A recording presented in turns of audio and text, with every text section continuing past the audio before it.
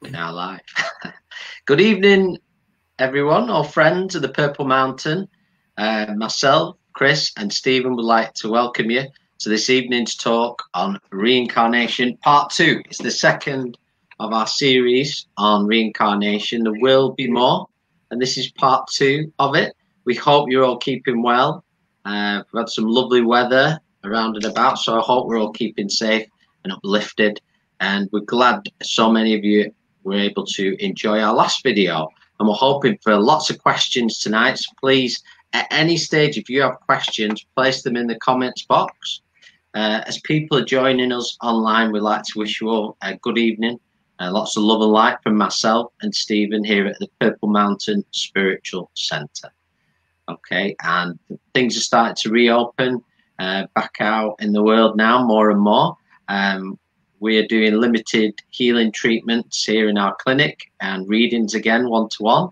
And it's very exciting because in a couple of weeks, July 7th, on the Tuesday, we'll be reopening the Einstein Initiative gift shop on Fleetwood Market, offering readings and doing all our lovely crystals and smudging. So if anybody needs to stock up, come down and say hello. It'd be wonderful on that Tuesday if we get lots of friends down. Even if you just want to pop on for a chat and say hello, you're most welcome. So, are you feeling good, Stephen? Yeah. Are you ready for any questions tonight? So, we're going to get started just on a little bit of an overview before we begin, because I'm just waiting for a few more people to come online with us. And as we get started this evening, we talked last time in our reincarnation talk very much about the spirit world, your planning, choosing your parents, choosing your circumstances, what we call best laid plans, what you wish to learn, what you need to learn. We talked about the universe's part in it, guides, soul partners, the birth of the spirit we were even asked about. Question was asked about how many spirit are in the spirit world. What do they do in the spirit world? So we discussed all that sort of stuff that was really interesting. And myself and Stephen even learned a lot, because you never stop questioning in this world. That's the beauty of it, searching for those universal answers. So we just want to say hello to a few people, to Marie Marsden, hello, Jed Martin, hello, Helen McCartney, hello, Elizabeth, hi, Kenny Walker, Maureen in Canada, and Margaret, Peggy, we want to say hello to her as well. Okay, she'll thank me for that. So as we go forward with our talk this evening, we want to talk, or start to talk, about what happens when you return. So we made all our plans in the spirit world, which can take an infinite amount of time. It's hard to measure it because there is no time in spirit. But you'll take all these careful considerations. And when you return to the spirit world, when you return to the earth plane, from the moment you're born, things can change because we all have free will. Each and every person that I'm talking to now, we are all born with free will. Everybody on this earth has free will. And when you return to spirit, whether you're planning to come back, it is all done through free will. So anything can change at one time. For example, we can come back and our parents can split. That's cause and effect. We can go home to the spirit world before our time. That is what we call cause and effect. And we're going to start on this evening. But please feel free to ask any questions at any point. But I'm going to ask a question to Stephen to start us off. Are you okay, Stephen? Can you hear me? I think we might have lost him momentarily. Yes. He's gone a bit. You can hear me okay? No, You're going a bit funny. Is your laptop plugged in? Yeah, it's plugged You're going in. a bit mushy. Okay. But we're going to move forward with this. And a lot of people have asked since our last talk that we make plans and we choose our family here on the earth plane. And many people have asked, why don't we get on with our family then? So I don't know if you can answer that one, Stephen, or share your thoughts. Well, very simply, I mean, once you hit the physical, once you return, you can make all the plans you want. Once you're in the spirit world, you're with your soul partner, you're with your soul group. You know what? You know, before you even physically connected as family, you would have made these plans hundreds of years before. In turn, remember, there's no time in spirit, so you would have made all these plans in the spirit world. So in the spirit world, your mother and your father, there wouldn't have been your mother and father in the spirit world. There would have been your brother and sister. There would have been your family in spirit. And once you're in the spirit world, you haven't got that physical body. You haven't got that physical ego, the worry, the fears that sometimes stop us, that conflicts us, that divides us, the distortions, the fragmentations of our physical existence. So once we return back to the earth plane, people change. People change because temptation, because of life. So that could be part of it, that sometimes we might not like each other physically because of our changes. But it could also be that you might return to a family that you might be a bit of a highly enlightened spirit, and you might return to a family that is quite earthly, or you've got a family that probably we'll talk about this later on, what we call ancestral hurt or a family loop, and you've come back down to that family to break that loop because it's your courageousness, your strength, your light, your love is what's needed to break that loop. And often you find a lot of, which I can relate to because it's happened to me, as somebody that works for spirit, works with spirit, you end up questioning, why have I returned to this family? Because you feel like the black sheep of the family. You feel that you think, feel and experience so differently to the rest of your brothers and sisters, and you think you're strange, something's not right, and you think it's you. I always thought it was me when I was younger, but when I grew up, I knew that I chose this particular family life to prepare me for my spiritual work later on. It had to prepare me through empathy, because I gained so much experience, though it was hard emotionally, mentally, physically. It had to prepare me for my journey ahead, for my future journey. Even though I come out of it a little bit damaged, and I'm still having to work on that damage now, those distortions and fragmentations of my spirit, the benefits was amazing. But really, like what Chris was saying, cause and effect. Your plans can change, your parents change, your mum and your dad change, your brothers and sisters change, and that affects the big plan. But I want to say to everybody as well that everybody would have known this in the spirit world. We've all reincarnated on the earth plane many times, so we would have had that awareness, though we might not remember. So we know within our hearts how hard the earth plane can be. We know that there's temptations. We know that people change. There's fragmentation, there's distortions on the earth. So we take that risk. But what we learn, what we experience outweighs any concerns or any fears. So there's a little bit of my take there, Chris. I don't know if you want to add any more to that. The only thing I'd add is the number of times that we've heard in trans-sittings or spiritual messages, when they'll get messages from guides or loved ones who said, you said you were strong enough. And this is why, to a degree, we talk about things changing on the earth plane when you return, or the possibility of them.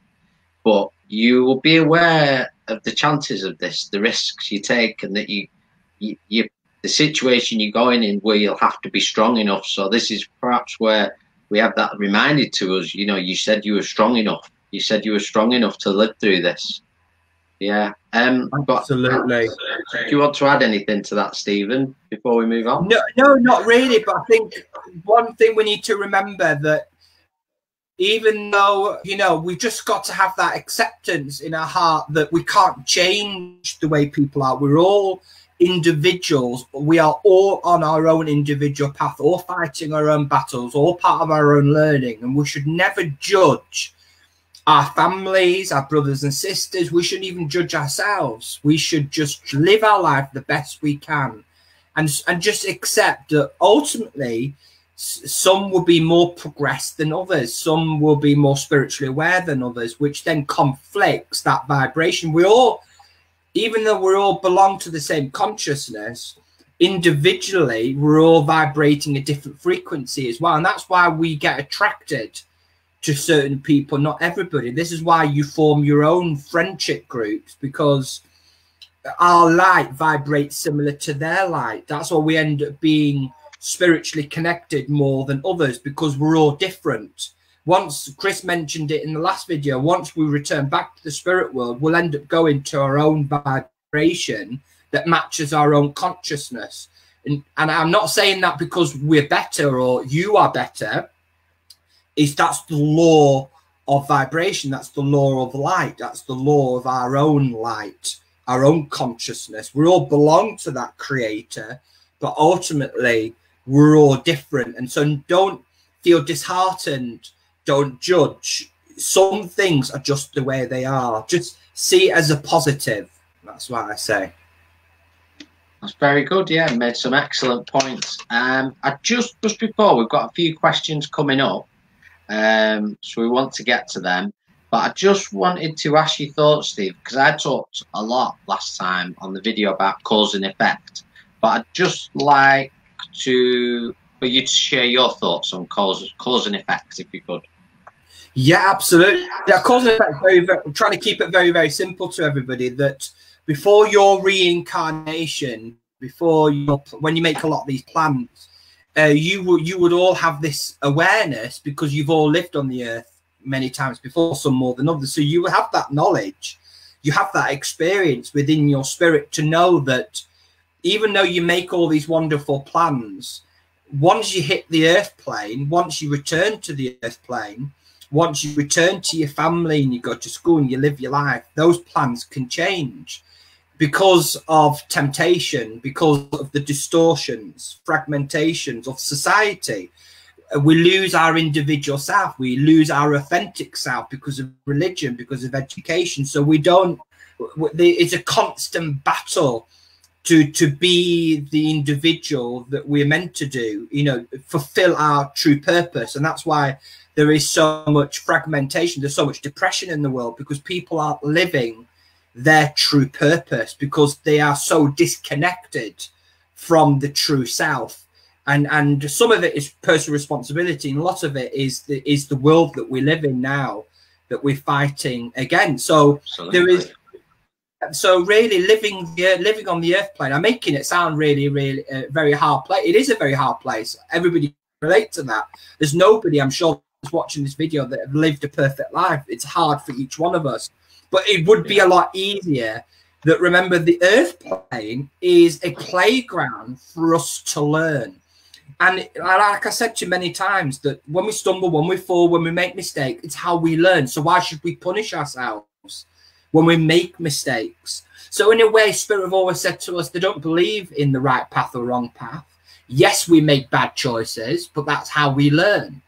I think what's frustrating is when we continuously make the same mistake. If we purposely make the same mistake, if we intentionally hurt people, I think that's where we end up dimming our own light, and we are disconnecting for ourselves. So cause and effect is basically, once you hit the earth, anything can happen. And we mentioned accidents.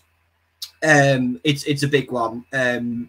Physical health is another big one as well, which is it's got two different facets to when you choose the physical body, which we're really not delved into yet. You could have you might be needing to learn about tolerance and patience. So you might choose a family where physically, not spiritually, physically, there might be some deformities in hearing, which might, there could be good chance as you grow older that you end up being a little bit deaf, which might make you a bit more of an introvert. That might teach you a bit of tolerance. I know a friend of ours who's now gone to the spirit world. In her last life, she committed suicide, and she was such a beautiful person, she had a beautiful physical body, and she wasted her life. So she chose to be in a physical body in this life where she would have had a lot of physical problems, which made her appreciate. You know the story, don't you, Chris? Appreciate. Yeah. This was with Anita. Appreciated her life, because life is gifted, and we keep saying this to people. Your life is a gift. It's hard. It's difficult. Yes, it is. And really, cause and effect is like waves, like the waves. There's waves of lessons that are thrown at us, and it's down to our own strength, our own knowledge and experience, not to fall into that wave, to be dragged out into sea, is to stand strong and to stand firm. You've got other things like suicides. That is a very controversial subject. And some people believe that, you know, if you committed suicide in your last life, you're going to commit suicide in this life, which is absolutely wrong. It's suicide, alcoholism, drugs. It's the pain that people can't face, and they will use suicide, drink, drugs as a tool to hide that pain. And it's our job as healers to inspire these people. So basically, because it's free will, you have free will. If you have free will, you decide whatever path you want to take, whatever journey you want to take. Nothing's ever forced upon. That's also cause and effect. So I hope that's sort of a little bit there, Chris. Yeah, it's funny. I was discussing last night with somebody on the subject of suicides and those who take their lives, and very much, unfortunately, everything we think we might be hiding from, that we do take it all with us as well, and it's got to be sorted one way or another. It's for us to look at, so we're not really escaping anything. We're just sort of hiding away, aren't we? Absolutely. We can't hide from our, you know, people say, you know, when the trauma and the pain and the hurt that we face every day, we will take that. I mean, we'll talk about this morning, won't we? We're going to talk about this later on, about your mind. You're a powerful spirit, and this is what we're trying to instill in people, is that everybody's powerful beings of light. What you think, you create. And we talk about hell and heaven. You create your own hell. You create your own heaven. That's it. You create your own personal hell on earth, really. You can do that. Absolutely. So do you want to ask another question, Chris? We've got lots of questions piling up, so we're going to start with our first one. It's pretty big, this first one, so I'll put it up so we can read it, and then I might take it down, okay? Okay. Are you ready? Yes. Okay, this is from Melanie Singleton, and she's asking, when you pass to spirit, does your spirit stay the same? As in, do all the lessons you've already learned and built into the person you are before you pass stay with you? Do you reincarnate where you left off, so to speak, and then further build in the next life, or do you start all over again? There's lots of questions in that. So, yeah, can you just leave that question on just for 1 minute, Chris? Yeah. So I'll ask the part of the question. So when you pass to spirit, does your spirit stay the same? Well, one thing I reinforce to everybody is that you don't suddenly, when you return back to the world, you don't suddenly sit on a fluffy cloud and play the harp and you're in heaven and everything is angelic. Remember, you will take your spirit back to the spirit world, your true home. We call the spirit world your home. What changes is your lessons. It's very much the same here. Are you the same person you were when you were 13 years old? Most probably you're not. You've changed, you've evolved. I think what's left behind is the physical body, the ego, the fears. You'll take the lessons with you. Of course you do. Every thought, every action you've ever thought of, everything you've ever said and done is within your spirit. Now, it's very hard to comprehend, isn't it, to think that everything's stored. Yeah. If you've had 300 lives, and yeah, it's all stored within your spirit. So you continuously progress. What we say is your spiritual light that changes, that evolves. And you add your learning, your experiences into the great consciousness. Because if the spirit world was in perfection, nobody needed to learn anything, then why do we reincarnate back to the earth plane? We reincarnate back to the earth plane very simply is to experience on this vibration, on what we call the earth plane, universal plane, because it's so profoundly effective. helps the spirit to really learn and really evolve and progress spiritually. It's so valuable to the spirit, the earth plane, the thing, even though it's hard, those lessons, it's tough. You know, I'm not saying that. I'm sure we can all relate to that. It's so valuable to the spiritual's progressing and evolution, if that makes sense. Do you want to add anything more to that, Chris? I just want to go back on it, if that's okay. As the lesson you already learned, Bill, do they stay with you? Where you left off? I would say just that last bit where we're saying, I'm taking it as, Melanie, that you're saying in each lifetime, do you start from scratch or do you continue on? And I think it's a continuing lesson. If you don't get it right in this life, it will carry on.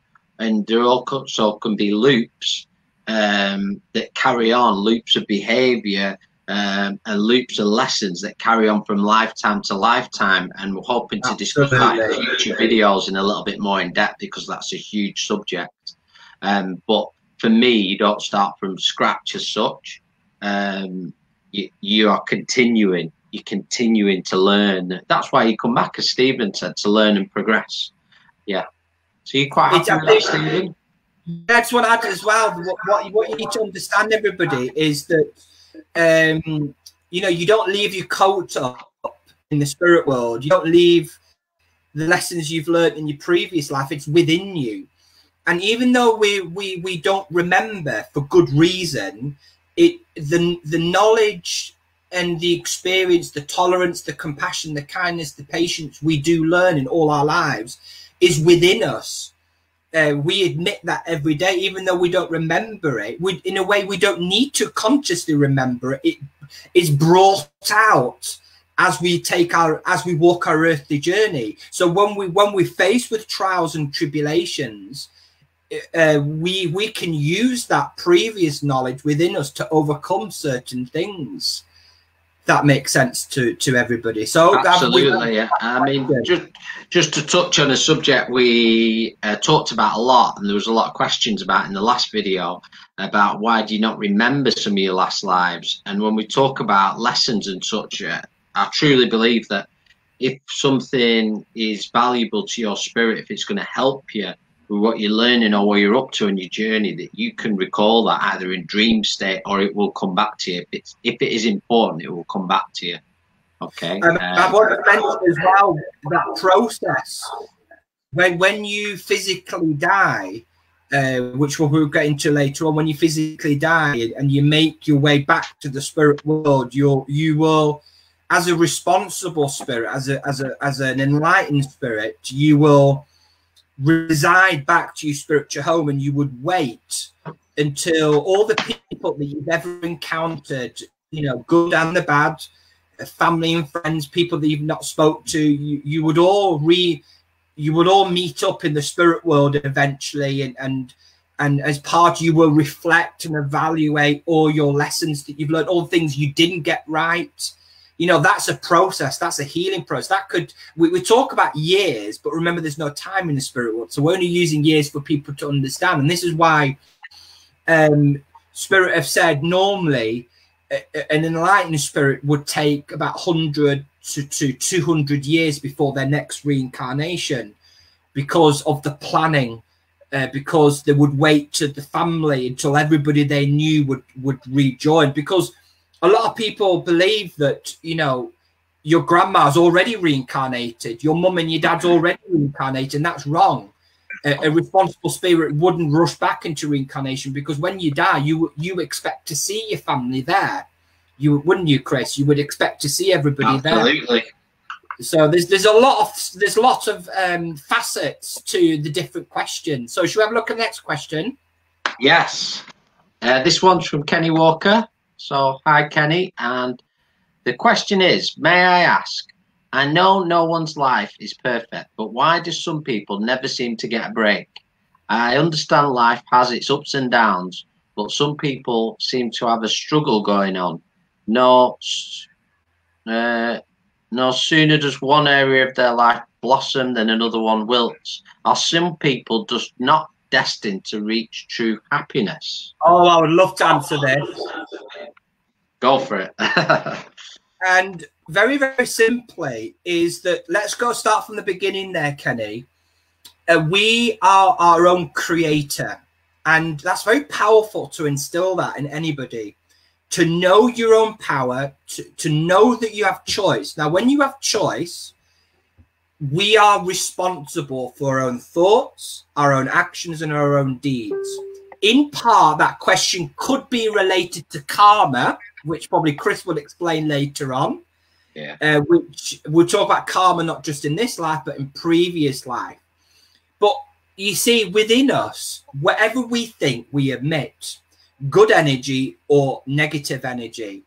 And I'm not saying you might be talking about a particular person, but often you hear people who have very bad luck. And I know a few people that have very bad luck, and I'll say, this surely can't happen to you again.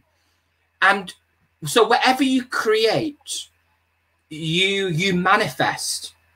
So if you think positively, positive things will come to you. That's the power of your own creation.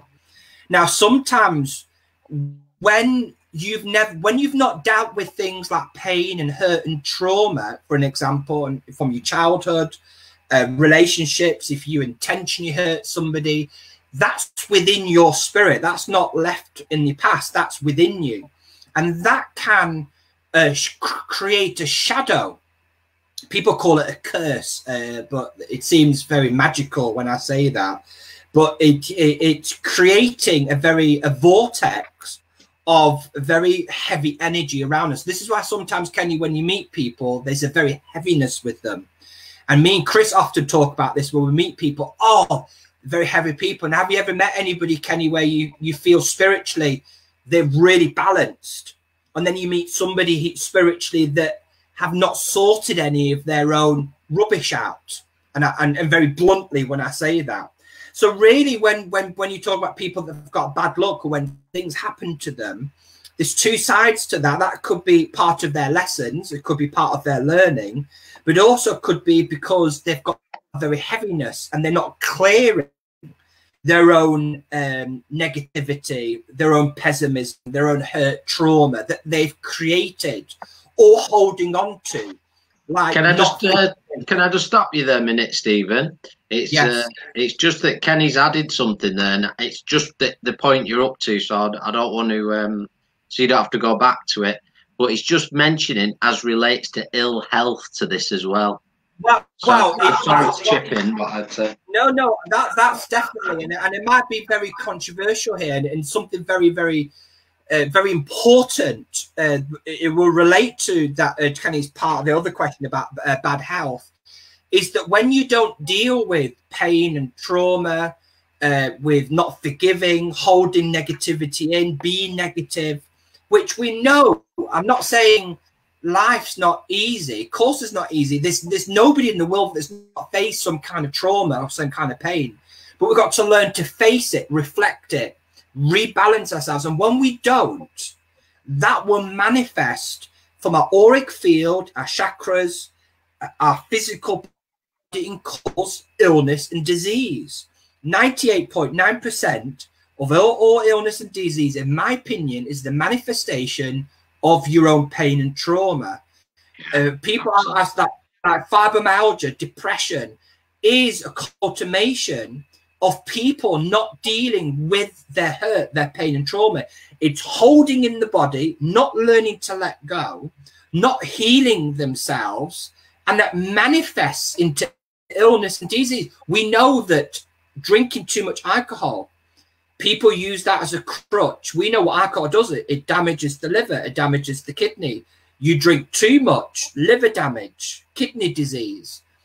And that stems from not dealing with that pain and trauma. It's just very, very simple. So really, if people want to change, hold back their own power, face their trauma, face their pain. Everybody has got choice and free will. So whatever you think, you become. If you wake up in the morning and say, oh, I'm tired, you're going to be tired. And that's where mantras and meditations are so powerful, because it's the power of the mind.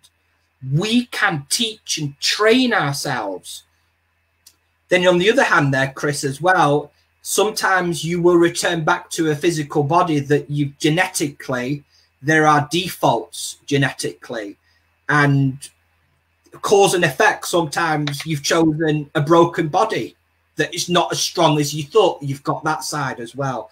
I could talk in great length on there, but I don't know, Chris, do you want to add anything to that? Only what you've said there. It's emotions and how we deal with them and our traumas and not hiding away from them is sort of the journey towards a very healthy life, physically and spiritually.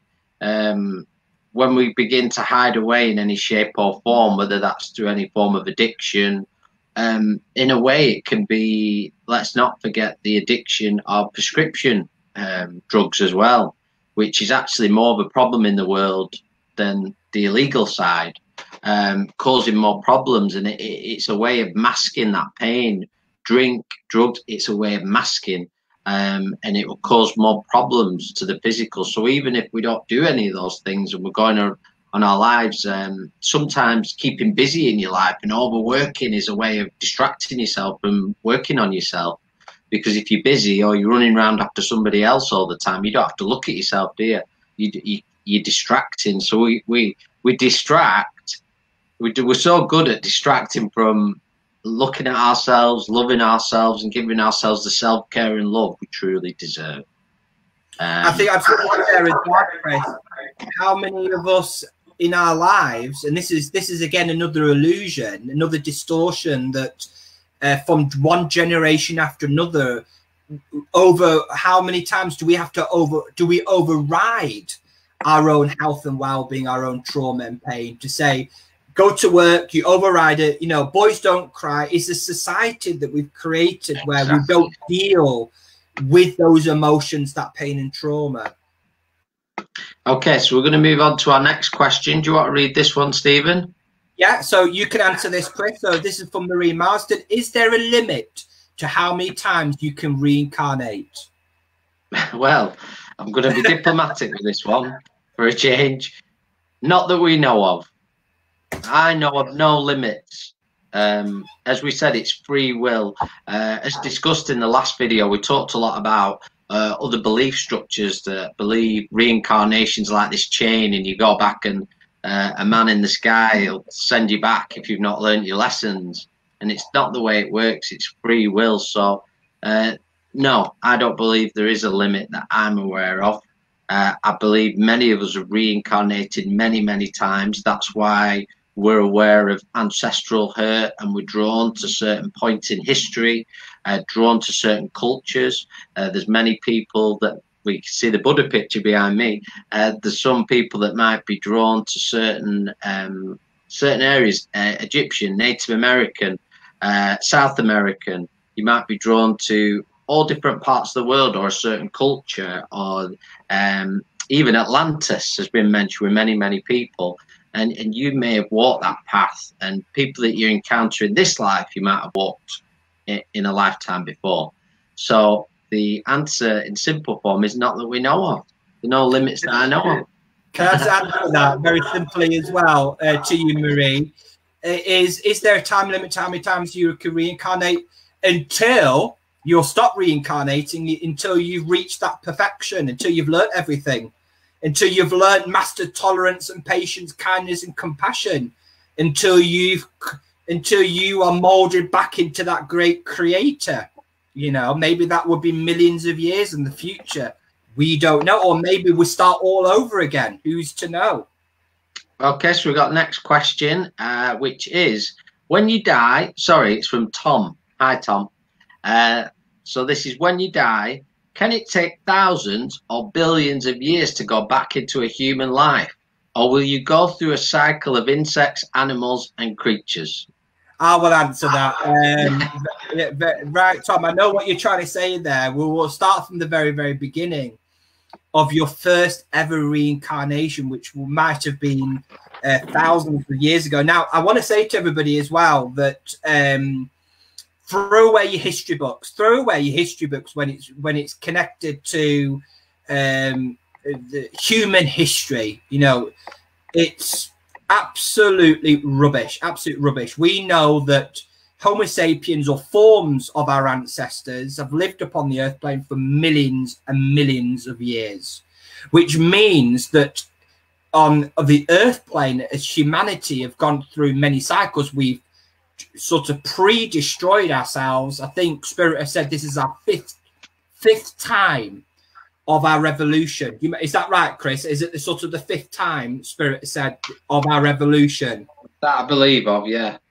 That we believe of. So which Spirit say we've been to this level 5 times, and Spirit said this is sort of the last time the earth plane can sustain humanity. And this is why it's so important for us all to help the earth, heal the earth. And I'm going to ask Chris a few questions later on to do with our connection with the earth and the importance of the earth.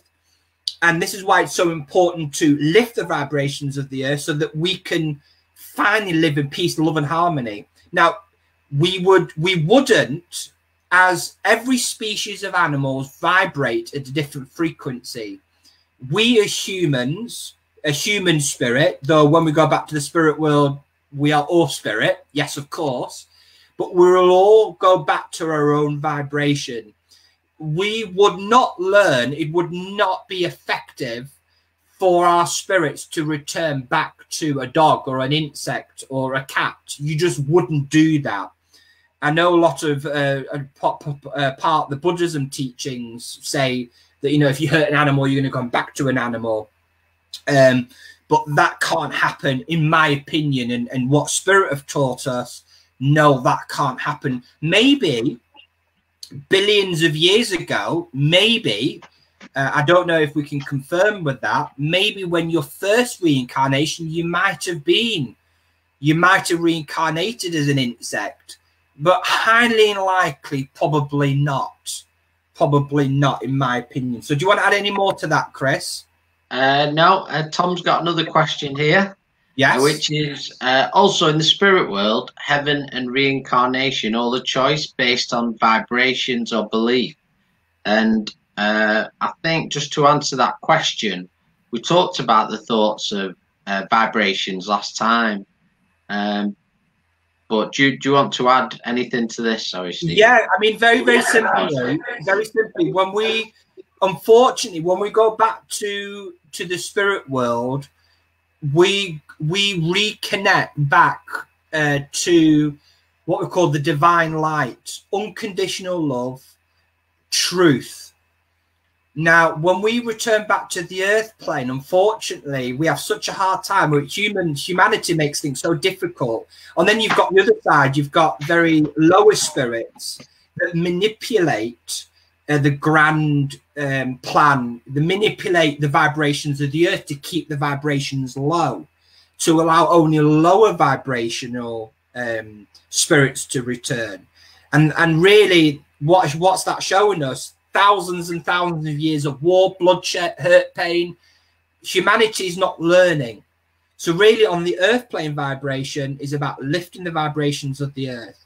Now in the spirit world, there is light and love. When we come back to the earth plane, our light and love is distorted by false beliefs, religion, education, and that creates illusions and distorts our own beliefs, and that's why there is so much confusion. And really, when you are in pure truth, when you know your true purpose and you are truly in that light, you're going to be as strong as a tree. Nobody, whatever they say or do to you, you will always stand in your beliefs. Now, in terms of the spirit world, what we call universal laws, there's hundreds of universal laws which we all have to abide by. It's because it's within us. We're part of that spider's web. So in the spirit world, many times me and Chris, and I'm sure lots of mediums that are watching here tonight, will give messages, and you would have people that were devout Catholics or devout Muslims. And when they've come back to the spirit world, they say they were really annoyed. I did a reading today, and the lady was really annoyed because she was told that Mother Mary was going to be there, Jesus was going to be there, and it wasn't as they said it was. So it was false beliefs that distorted their truth. So when they'd gone back to the spirit world, things were clear to them. They were open to that truth. So just very simple there, Tom. Once we go back to the spirit world, we leave in part, not all the time, behind that distortion and that illusion. So should we have a look at our next question, Chris, or do you want to add anything more to that? No, got another question. This is from Angela Potts. Good evening, Angela. And the question is, hi, Chris and Stephen. Can you tell me when your parents in the spirit world reincarnate, can they still contact us, or we, or them? Now, I'll answer this first, if that's all right, Stephen. Of course you can. I presume. Now, I wanted to touch on this earlier, that some people are under the assumption sometimes that their family members might reincarnate while they are still here. So I'll give an example for that. Stephen's grandfather is in the spirit world, and Stephen's granddad would, we can only talk as a responsible spirit, as we know, wouldn't reincarnate, because who is one of the first people, first of all, that Stephen would expect to be there? I would expect my granddad to be there. Yeah, and of course he'd want to reconnect with Stephen. So really, you will connect with all your family line before most. This is the example. Most responsible spirit will connect with all of the family line before they think about reincarnating. I don't know if you want to add anything to this question, Stephen. No, I think you've answered that quite well. Thank you. Okay, so we've got lots of questions coming up. So this is Joanna Cox has got a question, and this question is, hi Joanna, and the question is, when you pass to spirit, do you believe that someone comes to collect you? When my sister passed, she was smiling. Now, this is a great question, Joanna, and something we've not touched on yet. So do you want to answer this one, Stephen? Yes, absolutely. Now, there's again different facets to this question, because I think it all depends on who in the spirit world are going to come. I wouldn't say come to collect you, because remember, there's free will. And I really want to say to everybody as well, so when somebody's lying in bed and they're dying, and like you said, when my sister passed, she was smiling.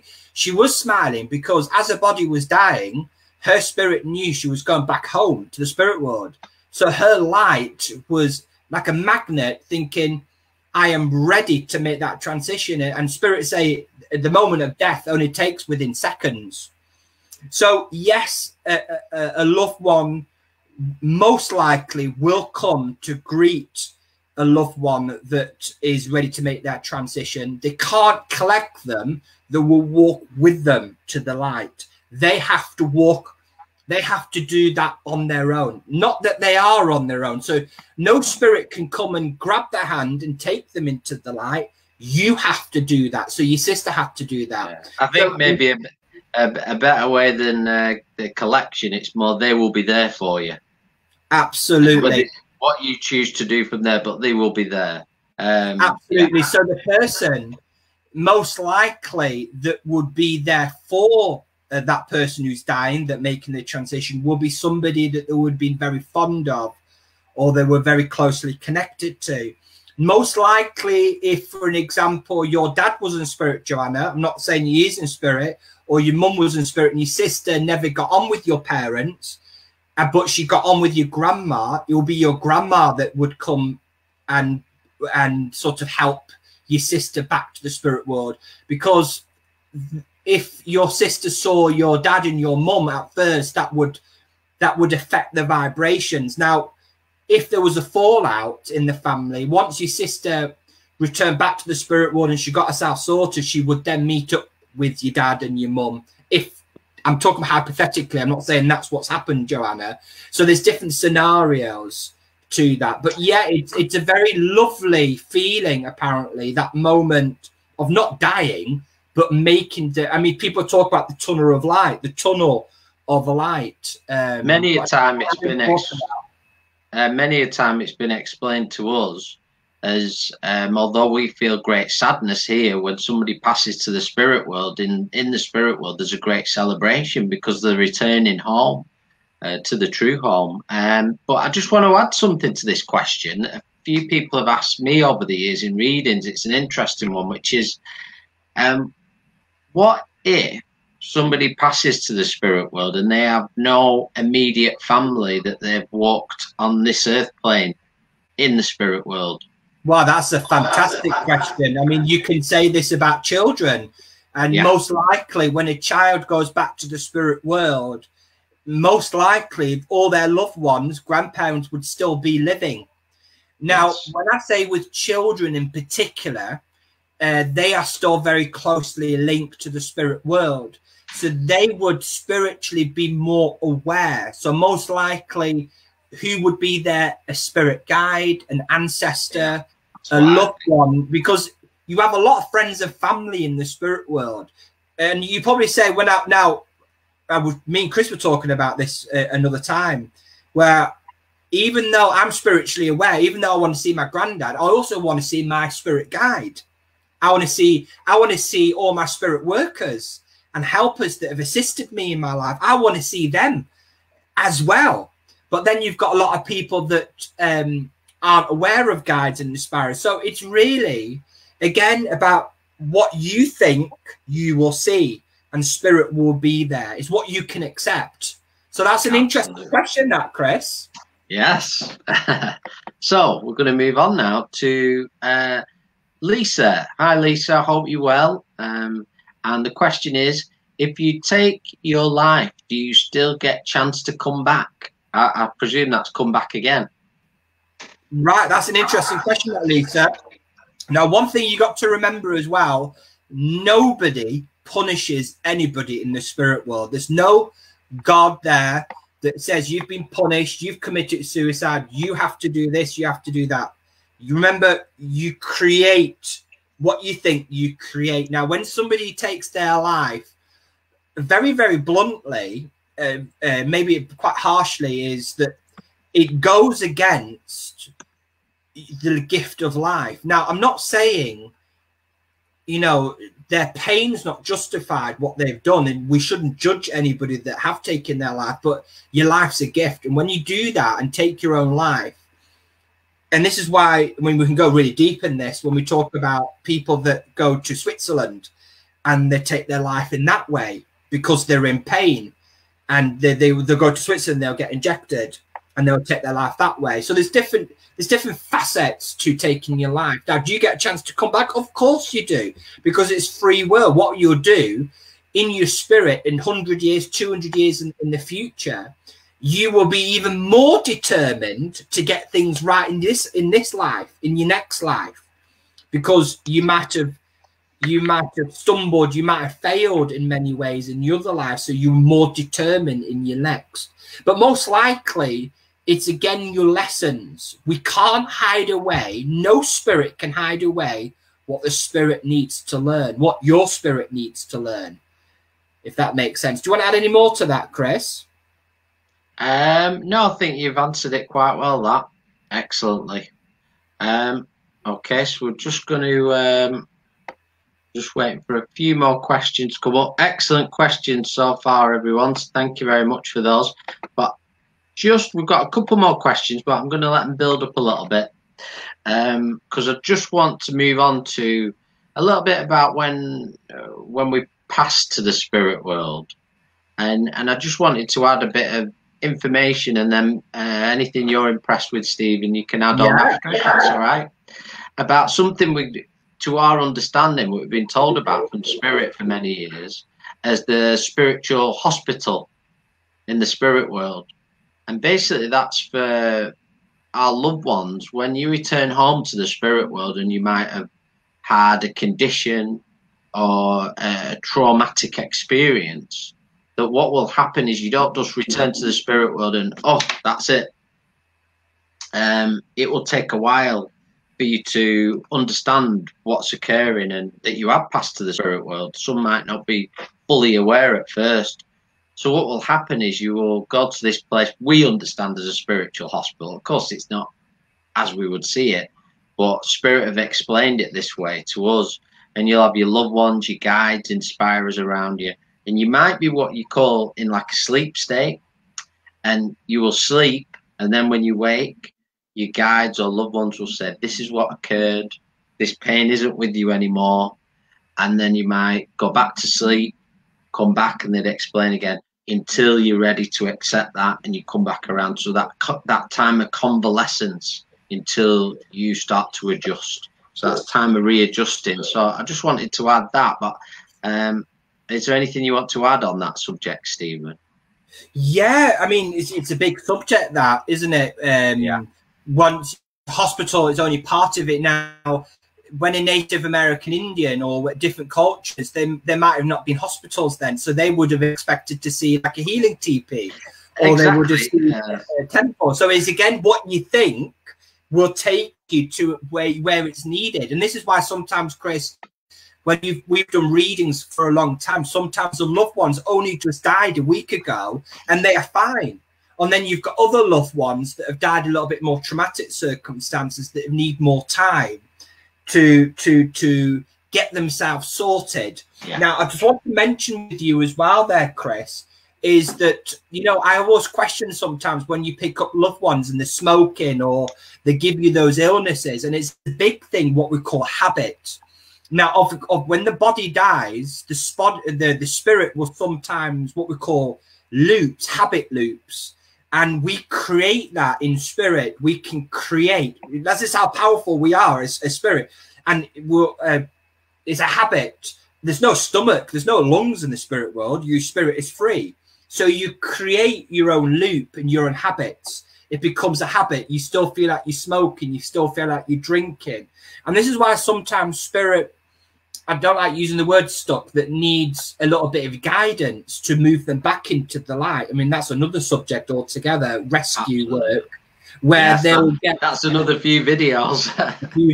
Where spirit will, in their own loop, in their own creation, create and still be in that pain, and it's too hard for them to move on to the light.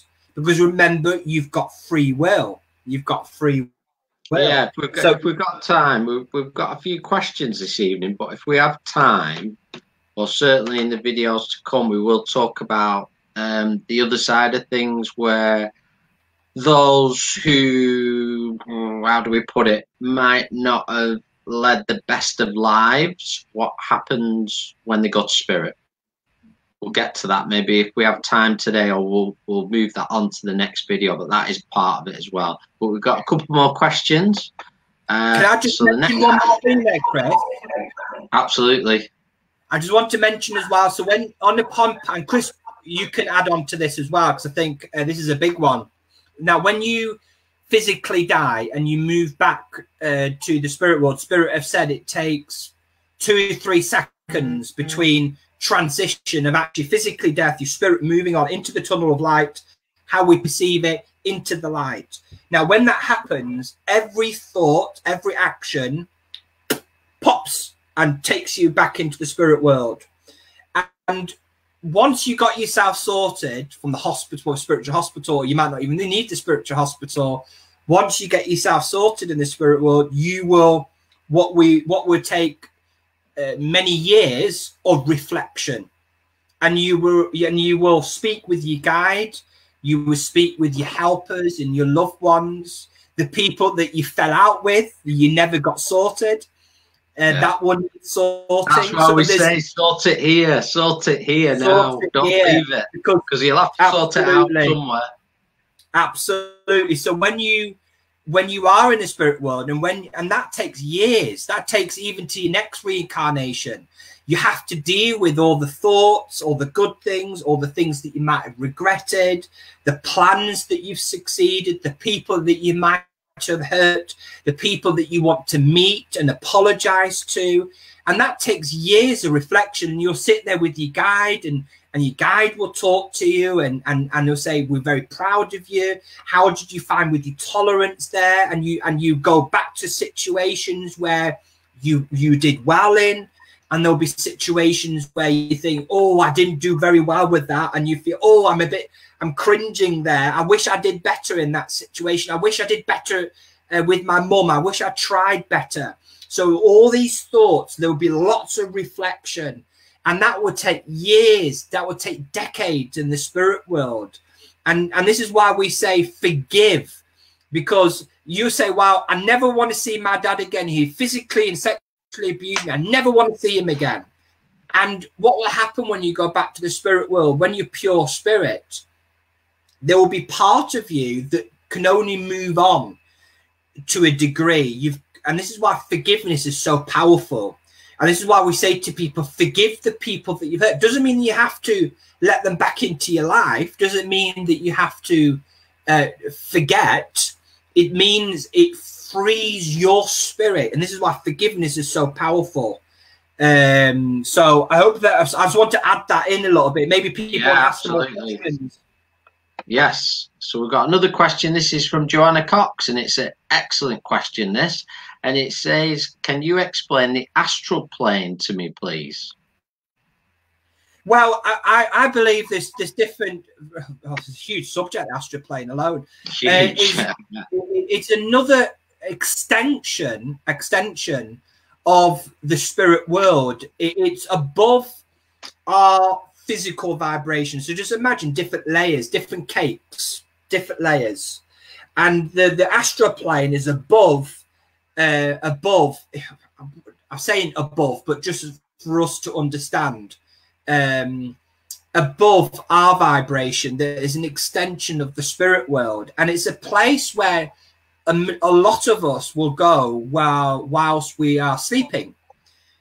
So our consciousness, if you can understand that, extends to the astral plane, and what we'll do, we'll go astral traveling, and we'll meet each other on the astral plane, and we'll meet your loved ones. And this is why sometimes you wake up in the morning and you think, oh wow, I've just dreamt about my mum, and it was so profound, it was so emotional, because most likely you did meet up with her. You did meet up with your loved one on the astral plane. This is why some people remember, some people don't.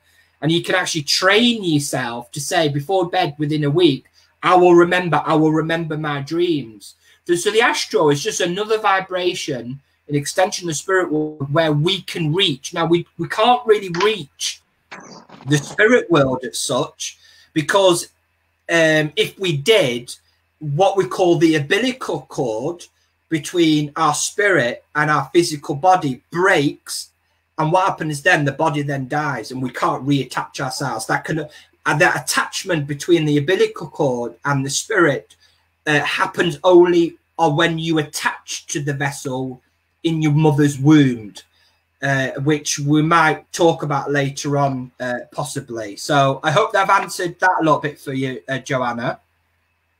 Yes, thank you for that question, Joanna. So the next question is from Angela, and she asks, can I please ask another question? Is it true the tunnel rises up to you when passing, and is there a tunnel?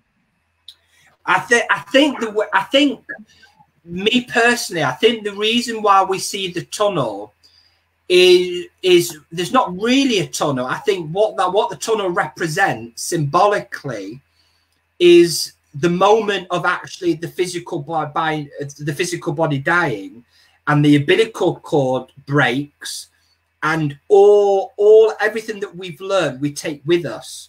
And I think that's the way I think our human mind, our ego, sees itself, and the light will get brighter and brighter and brighter, and we walk into the light then. So when we talk about light and dark and heaven and hell, it's all about your state of mind. So there's no up or down. It's just the way we perceive things physically. Okay, so let's have a look at our next question. Chris, do you want to answer this next one? Well, yeah, it's an interesting one. Can you help us understand what is happening to somebody experiencing dementia? How does it benefit the soul? Now, to me, dementia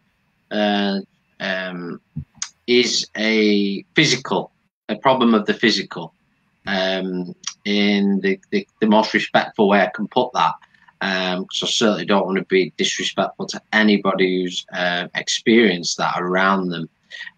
But very simply put, something that I've learned in the last year or so, through some teachings and through some processes, is that as hard as it can be for us to accept that everything, every experience, good or bad, is beneficial for the soul.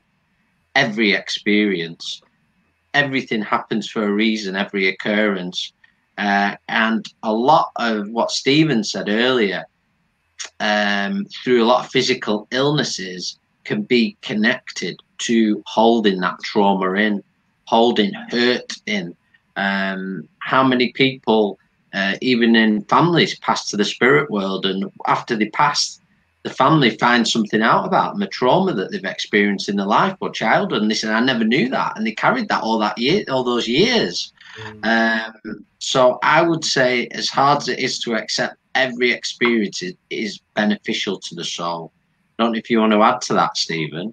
Yes, I mean, does it benefit the soul? Absolutely. And I think I found that giving messages and actually being in the field and actually passing messages with family that loved ones that have had dementia, a lot of the things that they'll often say is that they remember, even though they cannot physically communicate with us, and you think that they're very vacant, they do remember everything.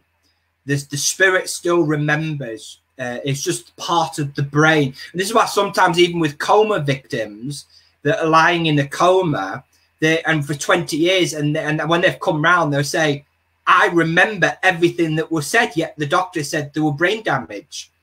Yet when they do wake up, not all, when they do wake up, they say, "Yes, I remember." So even though it's hard to see that dementia, and I think, I'm going to be a bit controversial here a little bit, not with all forms of dementia. I think some of it is genetic, unfortunately, when it comes to the brain. And I think on the holistic side, the healing side, I don't feel that people look after the brain enough, and people aren't asking the right questions that are related to what we talk lifestyle and stuff like that. So that's, yeah, there's the different dynamics, and it's extremely devastating for the family, I'm sure, to see a loved one. I know my great grandmother, which I was very fond of, she had very bad dementia, and she just lost all her true identity. Well, I'm going to put you on the spot a little bit here, Stephen, if you don't mind, because something just comes to mind here with very devastating illnesses like dementia and such.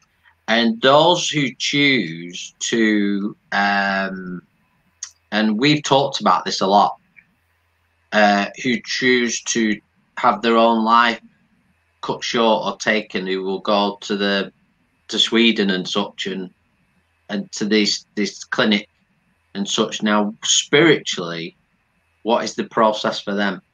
So let's put this in context. I've been diagnosed with dementia, say, and I said, well, I don't want to live through that, so I'm going to go to one of these clinics and I'm going to end my life.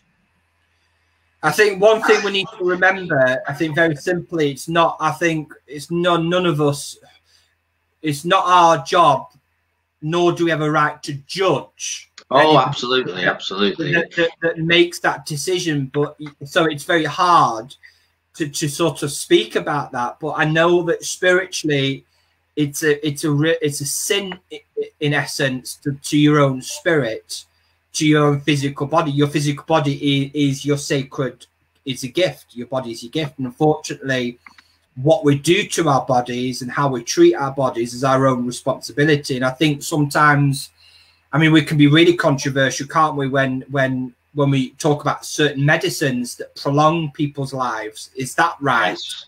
Yeah, that's the unnatural way of prolonging them.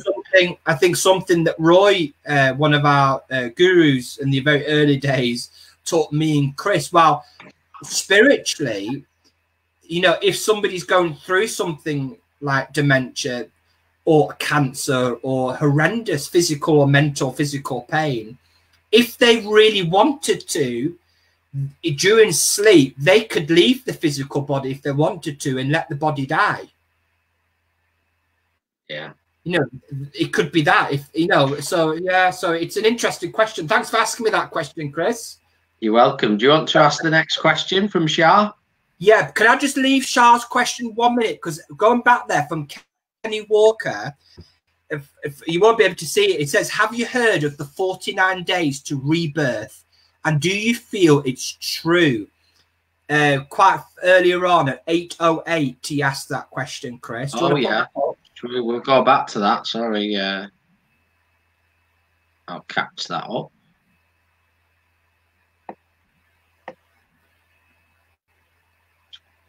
Oh, here we go. I've got it. Now, I want to say to everybody, there is no time limit. So going back, we talked a lot about physical death and go back to the spirit world. I just want to touch on when you choose your mother, which you would have done many years before, and you found out that your mum, you think you're in the spirit world, you're, wow, your mum, your dad, they're conceived, and you probably know that your mum's pregnant, your potential mother is pregnant before she even knows. Now, the more of a responsible spirit that you are, the sooner that you, what we call claiming the vessel. So when you claim the vessel, you attach your vibration to that physical vessel, that fetus, the future baby, your future vessel that will become your physical host that you hopefully will use for 80, 90 years to learn to progress. So there's no time, 14 days, 50 days, it really down to you. Now, Spirit, you remember this, don't you, Chris? We've actually officially got 2 birthdays. Oh, and yeah. The true birthday is the birthday that you officially, not when you are born, but the physical vessel that you attach to. I think my birthday was in September, I think. But yet my birthday is January the 6th. So I claimed the body 5-6 months before, if that makes sense. So really, that's a little bit of knowledge there I wanted to share with you. So do you look at Charles' question? Do you want to answer anything more to that? No, I haven't. It's a good question, Kenny, and thanks for it. I've not heard of the 49 days of rebirth. I've not heard that. So I can't really comment one way or another. I can only sort of comment on what Stephen said and what we know. That makes sense. But it might be something I will take a look at, so I can have an opinion on it one way or the other next time. So, Char's question, all yours, Stephen. I know this is a bit of a random question, but Teddy has asked, are there farms and places like that in the spirit you can visit to lots of animals? Now, I'll answer a bit of that question, then I'll let you finish that, Chris. Now, in the spirit world, Char, we call it the Bridge of Light or the Rainbow Bridge, where our animals, so there's different facets to this question again. So when all our pets, all our animals that we've ever loved in this life will greet us. So when we go back to the spirit world and we go to that tunnel, the Bridge of Light, our animals would be there. I mean, what a wonderful thing that is, to know of all our animals that would be there. Now, in the spirit world, it's beyond our comprehension, the potential. There's halls of learning, there's animal sanctuaries, there's oceans, spiritual oceans where you can swim and breathe underwater because you've got no lungs, and you can swim with dolphins and sharks and fish. You can go back into the ancient African times. I don't know if there's dinosaurs maybe still in the spirit world at different vibrations, but again, different layers. Imagine the spirit world like the earth, like different countries, different vibrations. So yes, there are farms. I wouldn't say farms. Is a farm is a prison of animals. There are no farms in the spirit world. They're all live freely back in their own, where they are happiest. When I die, I will end up going where I am most happiest. All animals will go back. So when birds, they will go back and flying in the spiritual skies, and they will. And so every animal will go back to where they're meant to go. So do you want to add any more to that, Chris? No, I think you've answered that quite well. Thanks for that question, Shah. Okay. This next question comes from Alberta, and the question is, there is another concept to about birthmarks defining how you died. If you don't have a birthmark, it means you have died of natural causes. Now, I haven't heard of this before. I don't know if you've heard of this theory. Wow. I have to say to you, that's very, very interesting, because we do a lot of healing treatments. We do ayahuasca and Kambo and crystal healing and angelic healing, which has given me and Chris in particular a lot of answers to a lot of questions. And it's something that I've actually thought about, because I believe that birthmarks, this is my opinion, this is not a spiritual truth, by the way, this is my own interpretation of my own truth. We have to ask spirit on that, maybe in the next transiting, Chris. So birthmark, yes, I believe you're right. I believe that a birthmark was where you were died in, perhaps in a tragic circumstance. Now, I've got a birthmark under under my breast. I've got a very big, small birthmark under here. Now, what's very interesting is that for some reason, when I was younger, I was extremely interested in ancient Egypt, and I loved history. But there was one culture that really frightened me, and that was the ancient Aztecs, the South Americans. Now, I believe that I had a couple very traumatic past lives there in ancient South America, where they ripped my heart out. Where, I know this sounds very dramatic, and I feel there's a lot of what we call ancestral hurt there, and that's why even the sound of my own heart, I get panicked sometimes if I'm lying on that, and I've got a big birthmark there. So that's just my own interpretation. So I don't know if you're picking anything up there from spirit. Is your guides inspiring you there with anything, Chris? No, it's an interesting question, and as we said, we're here and sharing our knowledge, but we don't know all the answers as well. We're still seeking many truths, so that is certainly something that we will ask about and discuss between ourselves. So thank you very much for that question. You have a birthmark, not that I know of. Not that I can see. We've got a follow-up question from the same lady, and she asks, I have questions. My daughter was born with a line going from her belly button to the bottom of her tummy. Only mums get this after childbirth. Do you think it's possible that she was reincarnated? I'm not sure. Right. I think I know what you're trying to say there. I think you're thinking very physical there. I think when you are in your physical body, I think it's so easy to get confused with the spirit. I don't think there's a connection there.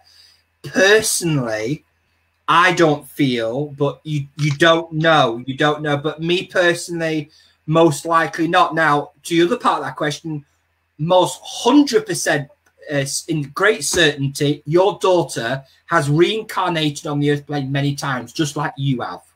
That is for certain. Now, does that show on a physical anomaly? I don't think it does. I don't think it does, not in that context. Okay, so who's next? Marie, do you want to ask, can you explain the difference between spirit? Now, this is interesting, this, Chris, isn't it? Yes.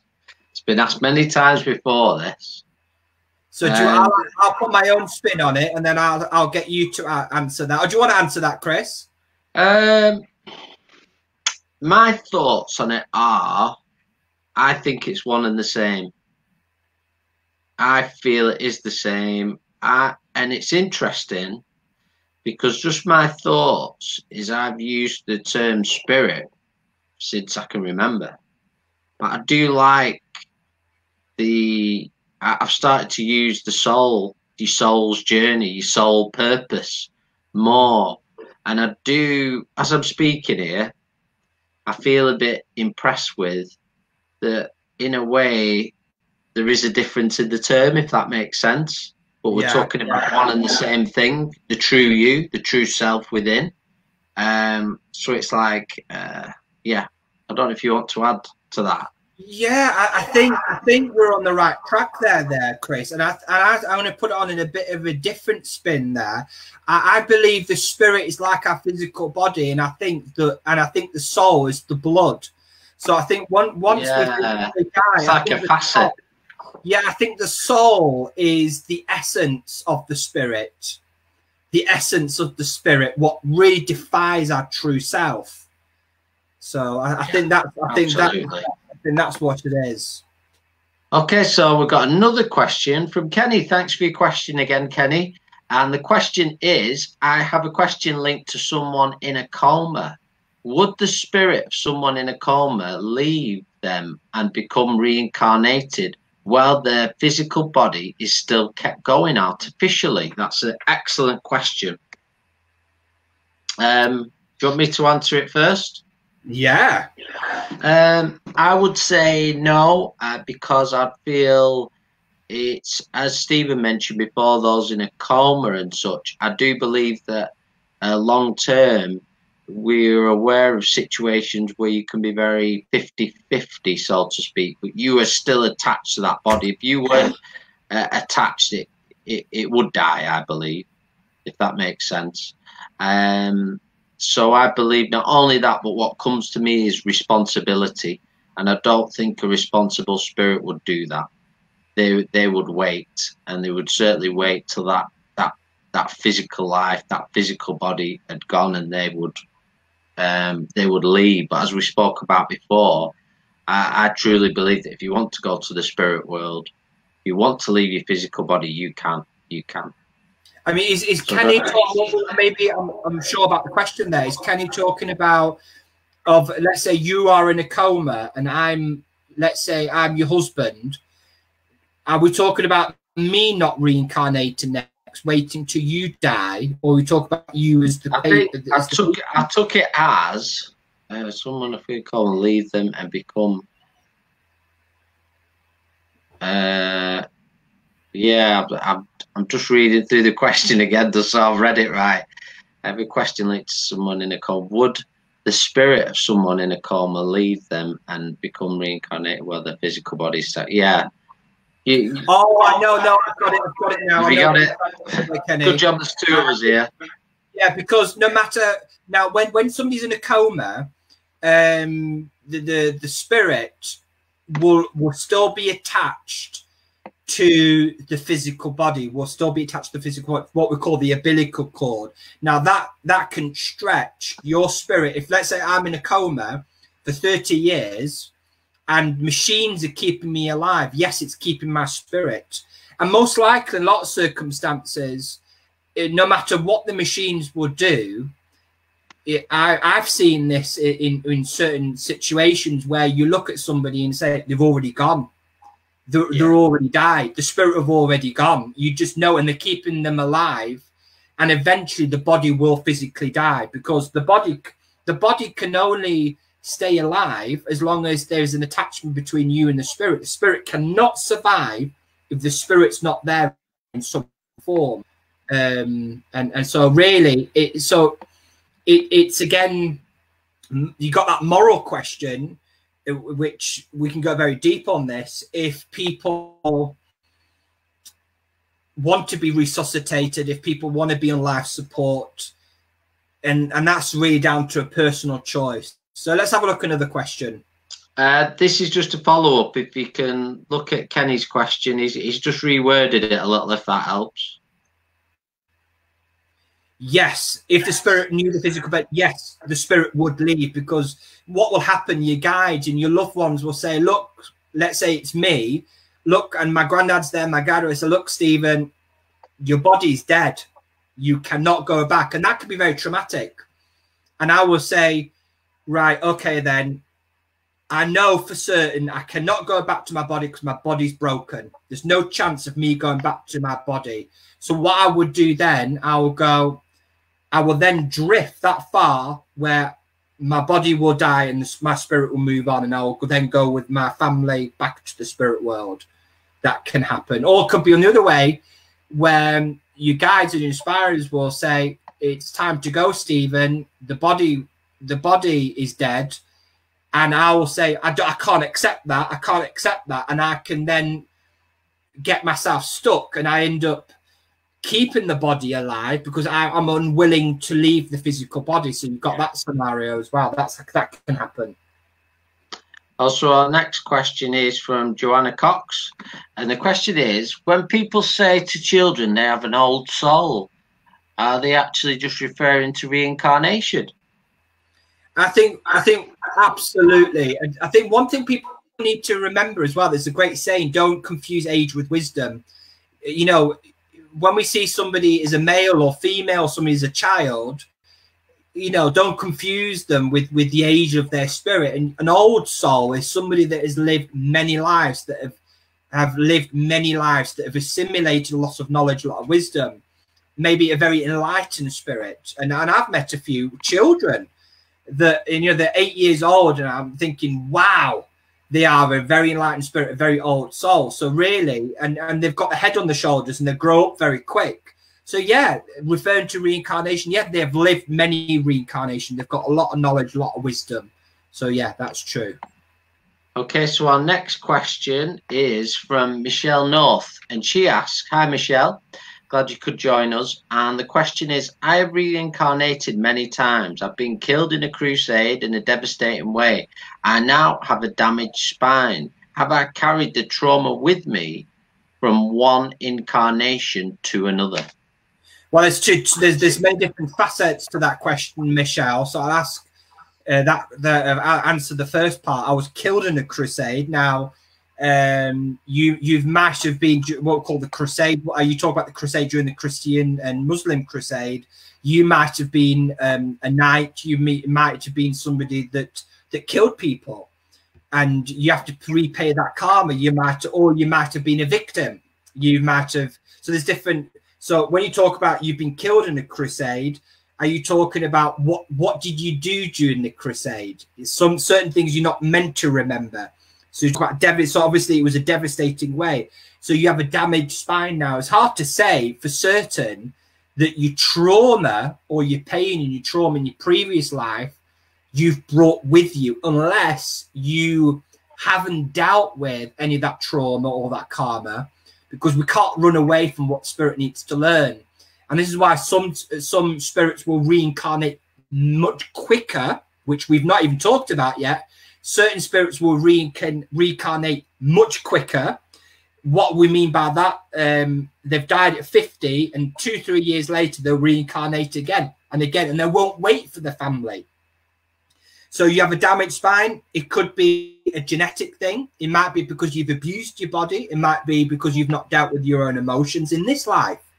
So have I carried the trauma with me from one incarnation?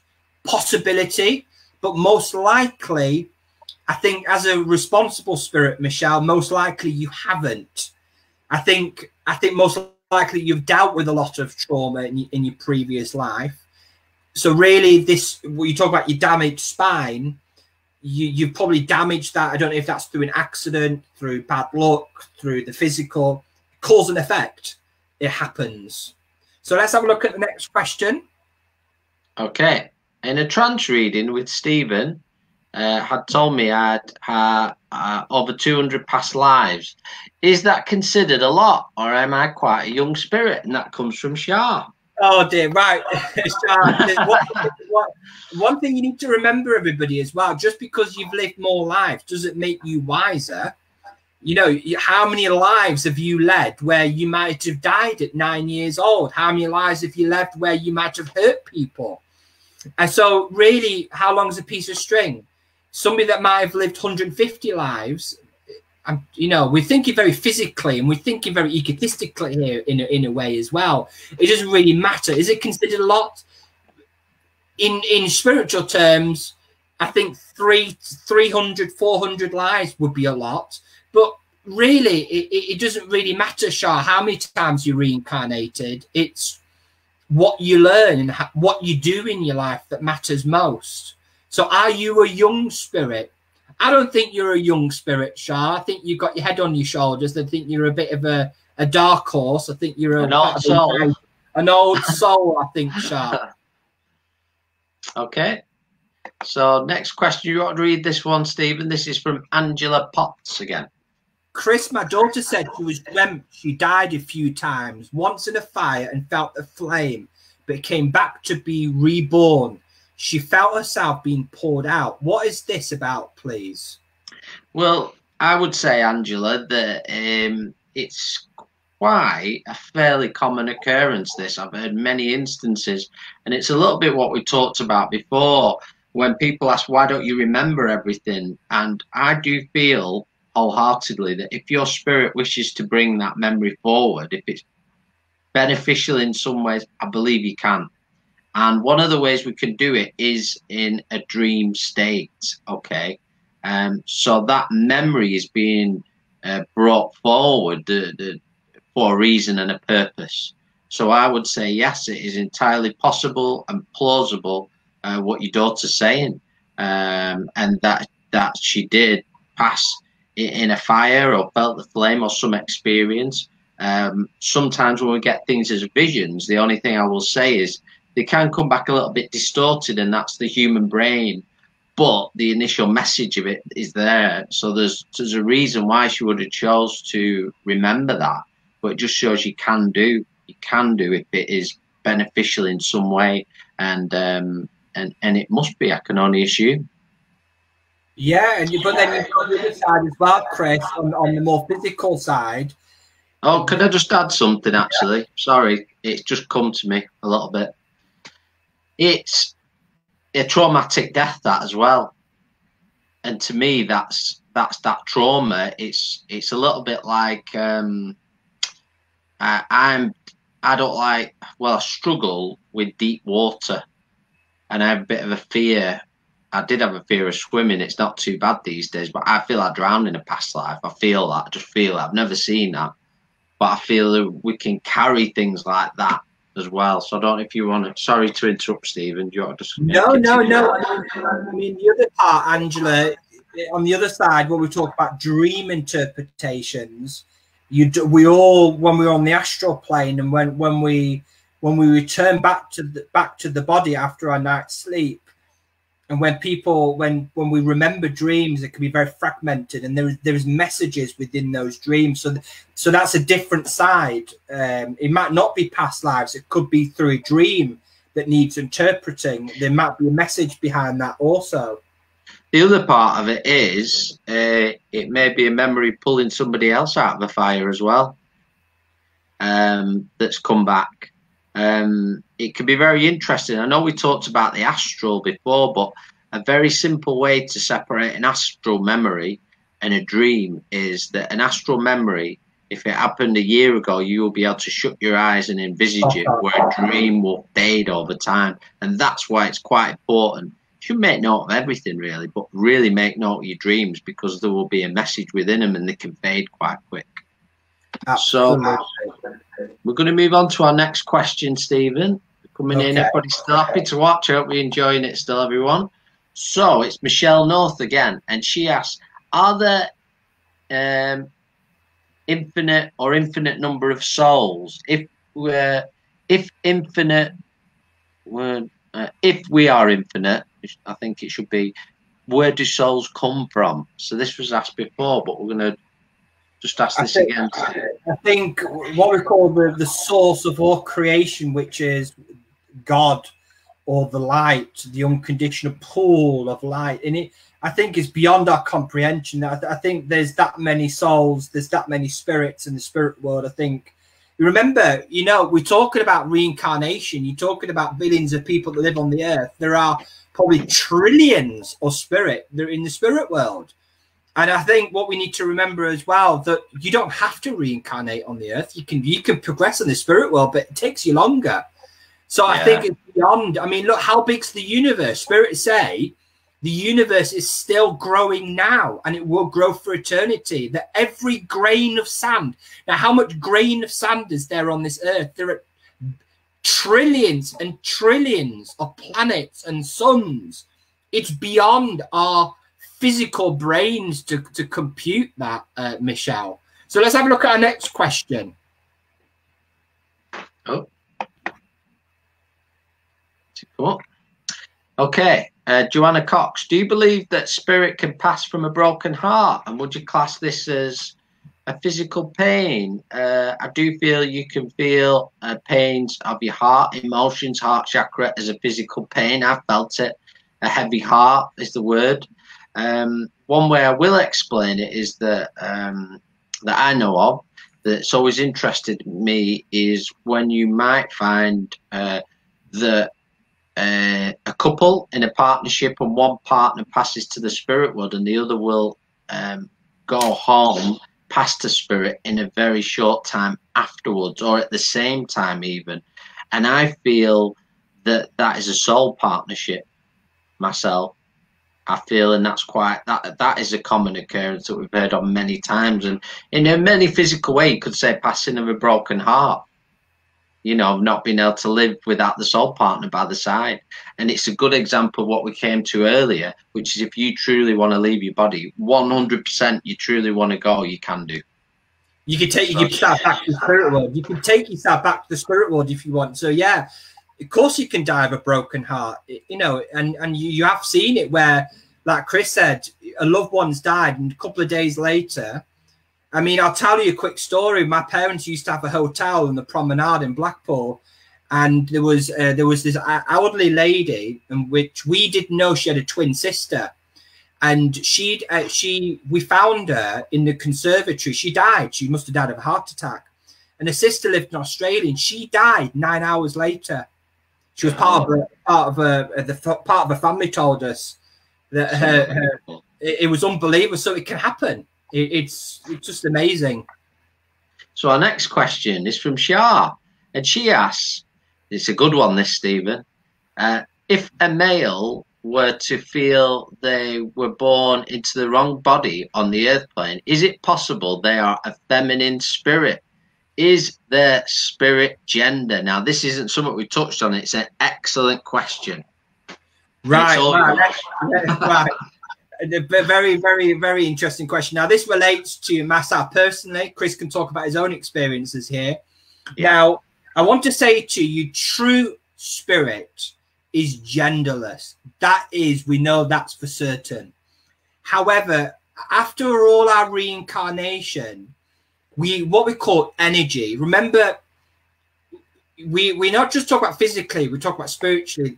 There is feminine energies and there's male energies. Now, within all of us, you see this, the people that we meet, you see women that can be very masculine and the feminines are very weak, or you can see men's energy that is very strong, or the masculine energy is overpowering. So there's the masculine and feminine energy. This is what we've learned over the years. So we can both, even though we are in a male body or in a female body, we can host both masculine and feminine energies. Now, a lot of people that I'm gay myself, I'm gay. So I openly speak about my sexuality. I know that in nearly all my reincarnations, I've mostly reincarnated in female physical bodies. I've chosen female physical body. This is one of my first male physical bodies that I've hosted, or I am within, if that makes sense to everybody, which means that when I attach to my physical body, my very strong feminine energy means that I'm physically gay. I'm physically gay. I don't like to put in as boxes because we're all spirit, no matter who you are. But because of your question is there, Charles, this is why some people, I feel I am in the wrong body. And you find people that end up having sex changes and they say, I am trapped in the body, because in essence, they are. They feel that they're trapped in the wrong body. Both male and female that make their transition. And unfortunately, because we don't remember because of that decision, we can get very confused. I'm very comfortable who I am because I know exactly who I am and I know why I'm here. But yet in other situations, people have very much struggled with that. So it's a very spiritual thing. And a lot of Native American Indians, our ancestors revered people that were gay because they were called two spirits. Is because they both had the qualities of masculine and feminine. The ancient Egyptians in the scriptures, they were revered. They weren't persecuted. It's only the past 200 years, the idiots of the religion that have really downtrodden and really caused the distortions and the fragmentations between homosexuality is a revered thing, if that makes sense to everybody. So do you want to add any more to that, Chris? No, I actually think you've answered it spot on that. Yeah, absolutely. And it's an excellent question, Shah. There's many other facets to it, many other that we'll touch on in the future. Okay, Melanie Singleton asks, I'm interested in an earlier question about reuniting with husbands in the next life. I'll touch on this a little bit. We mentioned about soul partnership, which we do believe soul partnership is a spiritual truth. You have one soul partner. We believe that to be, as we said in other videos, we're only speaking our truths here. But in our knowing, we believe that you have one soul partner. That isn't one soul partner per life. That is one soul partner, full stop. Now, within those lives, it doesn't always mean your soul partner will reincarnate with you into a life, because you are also individuals on your own learning journey. If you don't reincarnate with your soul partner, there will be somebody within your soul group who is very close to you, who will elect to be what we call a life partner, who you will live. And if you are able to meet with them, because as we said, everything's cause and effect and to chance, if you're able to meet up, you'll be life partners and live a very happy, loving life together. And then when you return to the spirit world, you will spend time with that partner, but eventually you will return with your soul partner. And it's very dependent on whether you and your soul partner wish to return together. It's free will. It's simple as that. Many a times we've heard of people's soul partners who wish to sort of remain in the halls of learning and try progress in the spirit world, where you might have that yearning to return. So it's important there is soul partnership, that special connection, but also that you're on an individual learning journey as well. So it doesn't always necessarily mean you are seeking the same things. I think that's great. I think it will be really fascinating with everybody, because I think it's great to relate to some of our own experiences. Do you want to tell everybody a little bit about your soul partner? I mean, do you want to? Well, I know my soul partner hasn't returned this time, and I've had a few memories, and that was passed on to me from a spirit teacher. So I'm aware of that, and I believe that, as we said, there was a difference, and there was things that I had to come back and learn, but my soul partner didn't feel they wanted to come back in this life. Very simple. So you're still individuals. So we're going to move on to the next question. Can I ask another question, Chris? Yes. Now, I want to ask you another question related to that. Now, if somebody had 3 husbands, which husband are they going to go to when they go back to the spirit world? Very simple. If we'll give an example. Say you have 4 partners in this life, okay? Led a very adventurous life. You had a good one. And one of those partners, or even they don't have to be your soul partners, and you might have led perfectly happy lives with them, loving relationships, that's fantastic. And what will happen is when you go to spirit, you will go where you want to go, first of all.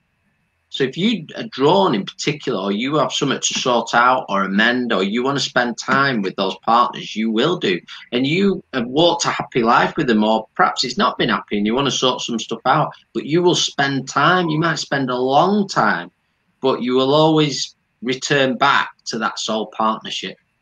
Now, how long it takes, how long is a piece of string, but you will always acknowledge the relationships. It's not like when you go to the spirit world, your soul partner's like, yeah, they're mine, that's it. It's not the way it works at all. And we have that sense of belonging here, which sometimes is totally wrong, because that partnership, although they're very important in our lives, our partnerships and that balance of yin and yang, but nobody belongs to anyone.